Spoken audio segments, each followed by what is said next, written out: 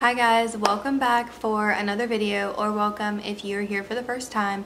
My name is Bailey and I honestly make all types of videos, from traveling to faith related to books and Kindle stuff to trying different workouts, etc. So I would love for you to go ahead and subscribe if you aren't already so you can follow along. But today I'm going to be doing another Kindle video and I'm still shook at how well my Kindle videos have done. I guess like you guys just love that kind of content and everything, so I'm going to be showing you guys my favorite Kindle tips and tricks.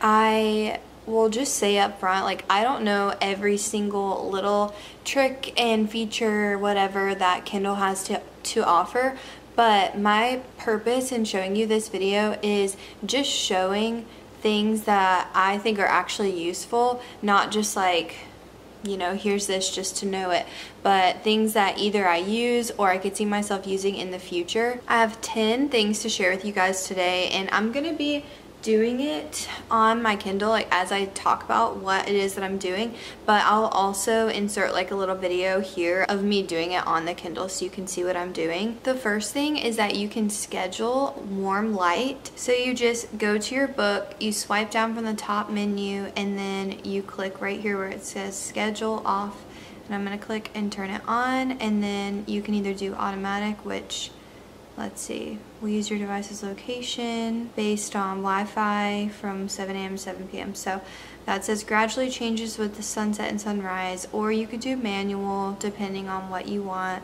You can also set the amount of warmth that you want. It's definitely harder to see in the daylight, so if you do this, I would suggest, you know, setting it at night. But this is basically the same thing as night mode on your iPhone. So I really like it, and I would probably do automatic rather than manual because I feel like that's just easier.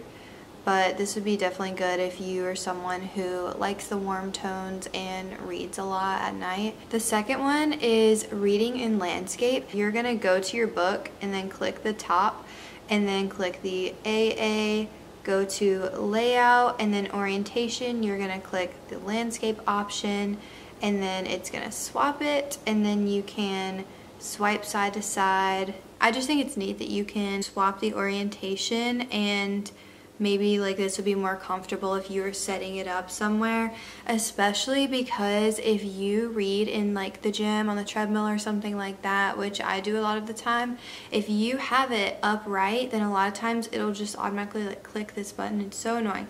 So if you were able to do it sideways, that way you don't even have to worry about that. So I definitely like that feature. And then to set it back, you just click the AA again, layout, orientation, and then it'll swap it back for you. So there's that, and I really like that little trick. The third thing is the vocabulary builder. This is arguably my favorite because I just think it's so neat, and I was actually shocked when I saw that you could do this. So you're gonna go in your book to the top menu, we're going to click the 3 dots, and then it says vocabulary builder. So basically these are all of the words that I have looked up. Like if you click and hold a word, it'll show you the meaning, and so these are all the words I've looked up, and you can click at the bottom here, it says flashcards, and then it'll give you flashcards of the different words. And don't judge me for some of these words. Some of them, like, I really have never heard of, but some of them, like best, is just, like, there is a different meaning to it. But anyway, sometimes I'm just like, I just need to double check what the word is.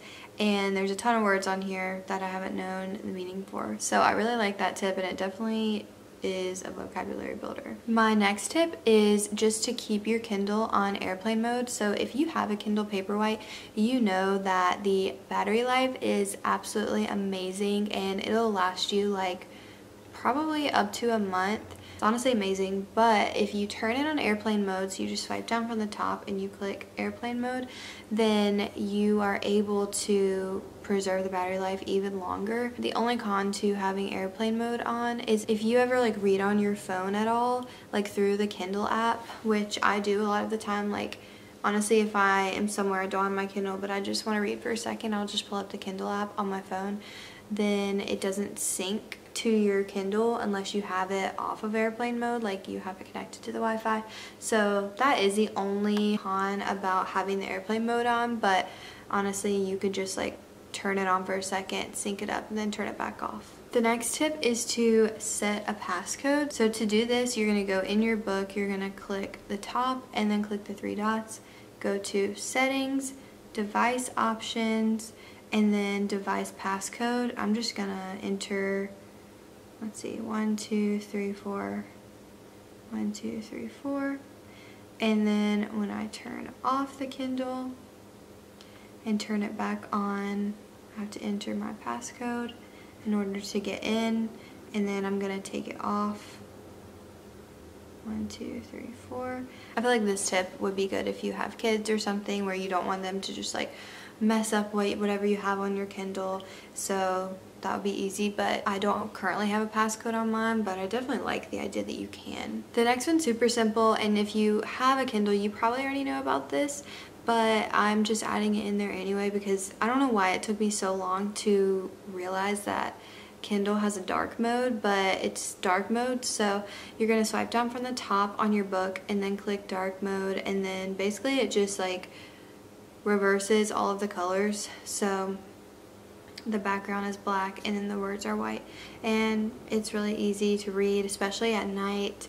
Of course you could just turn it all the way down, but I love the dark mode at night because I feel like it's even easier on my eyes, and I'll have it on like brightness 5 and the warmth will be up. It's just super easy to read in the middle of the darkness. The next tip is to change the font size. So you can do this super easily, and I actually like accidentally figured this out. I was just like doing something and then I touched it wrongly or whatever I was trying to do, and then the font size popped up and I was like, what did I just do? But I figured out that all you have to do is pinch it this way, it'll go font size down, and if you pinch it out this way, it'll go font size up. So that's just a super easy way to change the font size. I mean, you can also change it if you click the top and then click the AA font, and then you see the font size right there as well, but that's just like a little shortcut to be quicker. And one more thing that I'm going to add in that it's not part of the 10, but this is another just like really easy thing. I feel like maybe you probably already know this, but it also took me like a few weeks to figure out I could do this. At the bottom of the screen, instead of having to go and change that whatever measurement of like progress in the book you are, instead of having to change that in the settings, you can literally just tap on it and then it'll go from nothing, page number, minutes left in chapter, time left in book, and then locations. I really like that for going from seeing the time left in the chapter to the time left in the book. The 8th tip is reporting errors. So if you're anything like me, I feel like I really like grammar and I appreciate good grammar. I don't know if anyone can relate, but you can actually report if you see an error, whether it's spelling, grammar, whatever, and you can just highlight it and then you click the 3 dots beside it and then you do report content error. So you can do typo, missing text, duplicate text, punctuation, and then if there's an image, also formatting, plot error, factual error, other. So I really appreciate that, and I don't know if they actually like take the suggestions into account, but I like to think that they do because I don't know, I just feel like it looks bad on an author if there's some poor editing. The next thing, and this is actually like my favorite thing about the Kindle, other than like just the fact that it's not a paper book, is that you can connect the Libby app to your Kindle. So I've talked about this in my other Kindle videos, but if you haven't heard of the Libby app, it's basically like an online library, and I believe it's only available in the US currently, but I think that there are some other apps that might work in other countries, so definitely just research that if you are from somewhere else. But the Libby app allows you to enter in, if you have a local library card, then you can log in through your local library using like your library card and your phone number or whatever. It differs library to library, but you log in and then basically you're able to search for books and see if your library offers them, and if they do, then you are able to basically borrow the ebook from the library and you transfer it to your Kindle, and then you open your Kindle and it's on there and you have it for however long that your library lets you borrow books for. So these are 2 books that I have right now. The 3rd book in the I always say How to Get Away with Murder, A Girl's Guide to Murder series, and then The House Across the Lake. I also have Book Lovers checked out. So you basically just click read with Kindle. It takes you to this page. Now I already clicked deliver to Kindle, but that's where it would have been right there. It says it's already claimed, and I just love it so much. It's so convenient, and it also saves money, and obviously that's like the main reason why I love it, is because it saves so much money. You don't have to buy every book.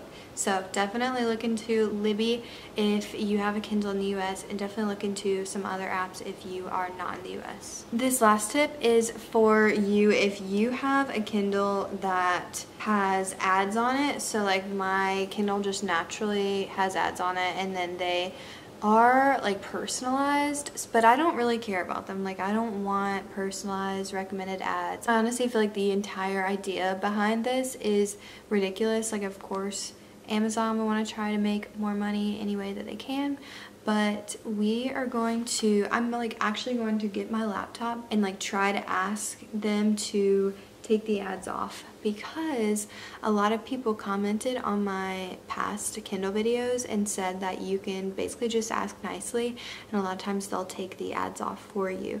So I'm going to do this and show you guys like what I say and how the conversation goes, in case you are having the same problem and you just want to know basically like exactly what to say. So I'm gonna grab my laptop and we're going to try to get them to take the ads off. Shoot, I was trying to show it before it restarted.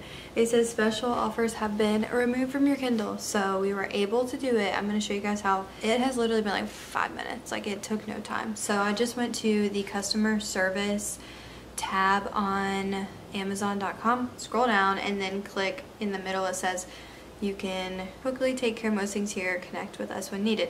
So I clicked the option that says Kindle, Fire, Alexa, or other Amazon devices, and then I clicked my Kindle e-reader, then I clicked Kindle ebooks, digital content, comics, and then I did general question, I need more help, and then it takes you to another page and you start chatting. And basically all I said was that I received my Kindle as a gift, which is true. I received it for Christmas, so I didn't have the option to pay the extra for having no ads.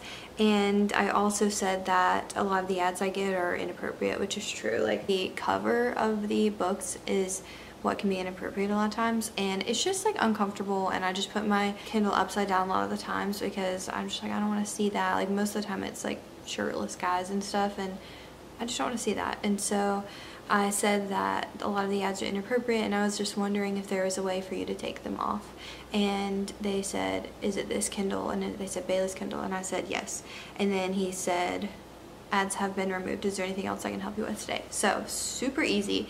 And I think like you actually can opt to pay like $20 extra to take the ads off, but definitely just do it this way if you want to get your ads removed, because it's just ridiculous to have to pay.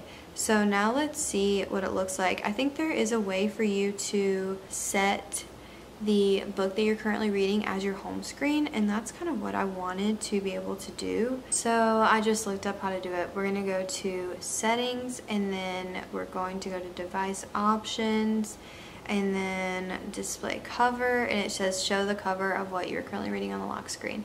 So then let's go off,